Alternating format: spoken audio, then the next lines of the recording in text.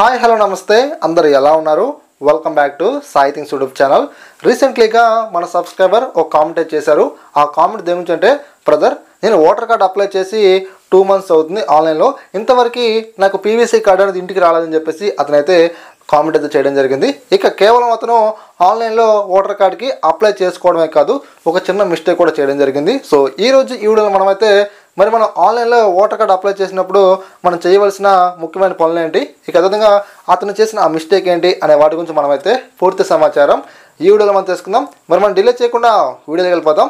అంతకన్నా ముందుగా మీరు కనుక ఫస్ట్ టైం కనుక మనకి యూట్యూబ్ ఛానల్కి వచ్చినట్లయితే మీరైతే తప్పకుండా మనకి యూట్యూబ్ ఛానల్ని సబ్స్క్రైబ్ డైలీ ఫాలో అవ్వండి. లేట్ చేయకుండా టాపిక్లోకి వచ్చినట్లయితే ఫ్రెండ్స్, ఆంధ్రప్రదేశ్ స్టేట్లో మే 13వ తారీఖున ఎన్నికలు అయితే జరగబోతున్నాయి. ఈ యొక్క ఎన్నికలను దృష్టిలో పెట్టుకొని మన ఎలక్షన్ కమిషన్ వారు నెక్స్ట్ మంత్ అంటే ఏప్రిల్ 15వ తారీఖు లోపు ఎవరైతే 18 సంవత్సరాలకు రాసిన యువకులు ఉన్నారో వీళ్ళందరూ కూడా ఓటర్ కార్డుకి ఆఫ్లైన్లో కావచ్చు ఆన్లైన్లో కావచ్చు అప్లై చేసుకోవడానికి మనకైతే అవకాశం అయితే కల్పించడం జరిగింది.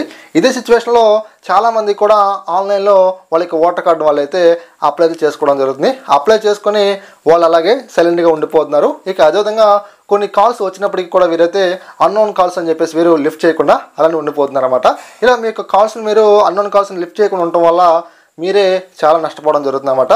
ఫ్రెండ్స్, యాక్చువల్గా మనం ఒక ఓటర్ కార్డుకి అప్లై చేయాలంటే Form 6 అనే ఒక అప్లికేషన్ ఫామ్ ద్వారా అది ఆన్లైన్లో కావచ్చు మన ఆఫ్లైన్లో కావచ్చు మనమైతే ఖచ్చితంగా అప్లై అయితే చేయాల్సి అయితే ఉంటుంది. ఇక అదేవిధంగా మన ఓటర్ కార్డుని అప్లై చేయాలంటే మీ యొక్క రేషన్ కార్డ్ అంటే రైస్ కార్డ్, తర్వాత మీ యొక్క ఆధార్ కార్డ్, మీరు చదువుకున్నట్లయితే మీ యొక్క 10th క్లాస్ మార్క్స్ మెమో కావచ్చు, మీ యొక్క టీసీ కావచ్చు మీరైతే సబ్మిట్ చేయాలి. తర్వాత మీ యొక్క పాస్పోర్ట్ సైజ్ ఫోటో అనేది ఖచ్చితంగా అప్లోడ్ చేయాల్సి అయితే ఉంటుంది అన్నమాట.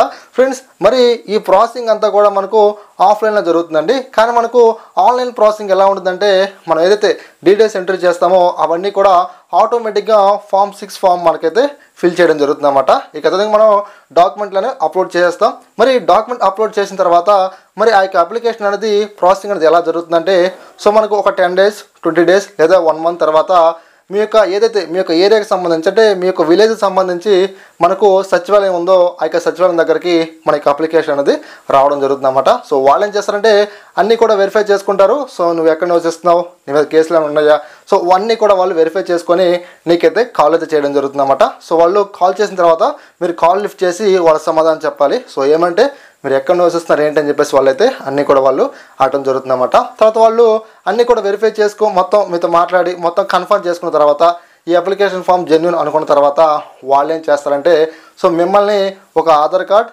తర్వాత మీ యొక్క రైస్ కార్డ్, మీ యొక్క టీసీ, ఇక మీ యొక్క పాస్పోర్ట్ సైజ్ ఫోటో తీసుకురమ్మంటారు. సో ఈ యొక్క డాక్యుమెంట్స్ మీరు తీసుకొని ఖచ్చితంగా సచివాలయం దగ్గర మనమైతే వెళ్ళాల్సి అయితే ఉంటుందన్నమాట. సో వాళ్ళు సబ్మిట్ చేసి అక్కడ మనం సంతకం పెట్టి వచ్చేయాలి. తర్వాత మనకి అప్లికేషన్ అనేది యాక్సెప్ట్ అయ్యి మనకు ఓటర్ కార్డు అనేది ఇంటికి ఎలా పీవీసీ కార్డు రూపంలో మనకు ఇంటికి అయితే రావడం జరుగుతుంది అన్నమాట.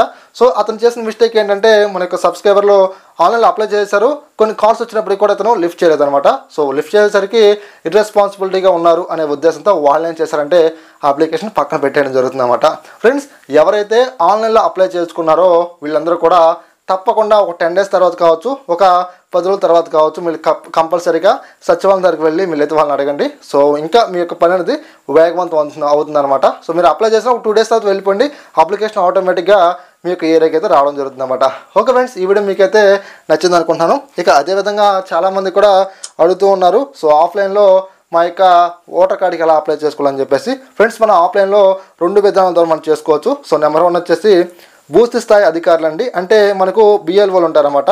Form 6 దరఖాస్తు ఫామ్ని మనం డైరెక్ట్గా వాళ్ళు సబ్మిట్ చేసి మనమైతే ఓటర్ కార్డుకి అప్లై చేసుకోవచ్చు. ఇక అదేవిధంగా నెంబర్ 2 వచ్చేసి ప్రతి నియోజకవర్గానికి డివిజన్ స్థాయి అధికారులు ఉంటారండి. సో వీళ్ళు మనం ఏంటంటే ఈఆర్ఓ అంటారు. సో వీళ్ళకి కూడా మనం డాక్యుమెంట్స్ ఇచ్చి మనం నేరుగా అప్లై చేసుకోవచ్చు. ఇక ప్రతి మండలంలో తహసీల్దార్ లేదా డిప్యూటీ తహసీల్దార్లు అయితే ఉంటారండి. సో వీళ్ళకి ఇచ్చి కూడా మనమైతే అప్లై చేసుకోవచ్చు అనమాట.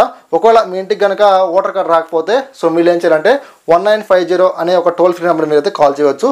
మార్నింగ్ మనకు 7 నుంచి ఈవినింగ్ 5:30 వరకు ఈ యొక్క కస్టమర్ కేర్ వాళ్ళైతే మనకు అవైలబుల్గా ఉంటారన్నమాట. ఓకే ఫ్రెండ్స్, ఇలాంటి ఎన్నో ఇన్ఫర్మేషన్ వీడియోస్ కోసం మీరైతే తప్పకుండా మనకి యూట్యూబ్ ఛానల్ని సబ్స్క్రైబ్ డైలీ